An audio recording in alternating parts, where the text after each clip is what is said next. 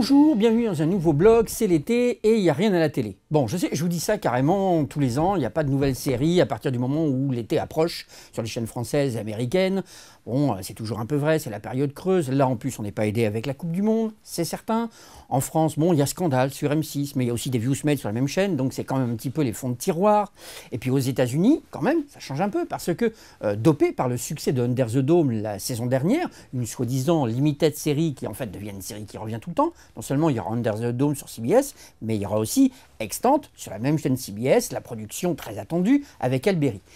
Mais, et c'est là où je veux en venir en fait, il n'y aura pas que ça.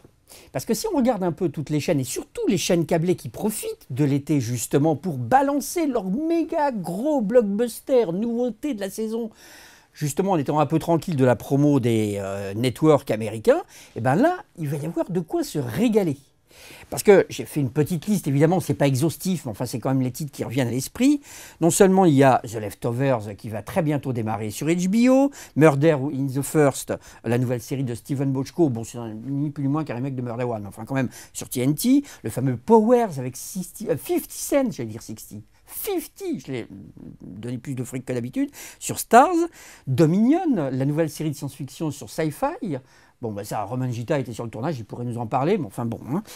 Tyrant, la nouvelle série des producteurs de Homeland qui sera sur FX, The Last Ship sur TNT, The Strain, la série de Guillermo del Toro sur FX, très attendue cet été,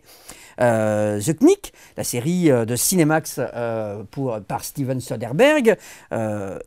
Outland aussi, oui c'est ça, j'ai bien écrit, Outland, j'hésitais, de Ronald Demour, plein de choses, et certaines choses que l'on va même carrément voir en France en même temps. Parce que, et c'est là en fait où je voulais en venir, je sais, c'est un peu long,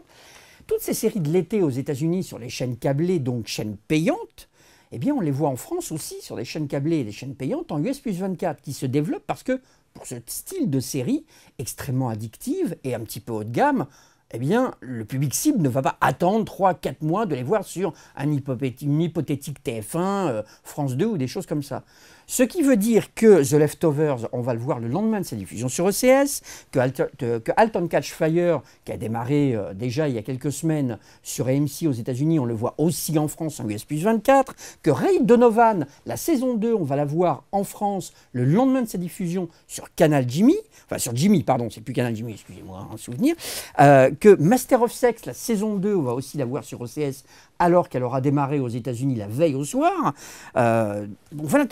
toutes ces séries-là, de plus en plus, on les voit en US+24, et je rajoute des True Blood, de plus en plus, et puis 24 heures chrono, évidemment, la nouvelle saison, que vous pouvez suivre sur Canal+ Série.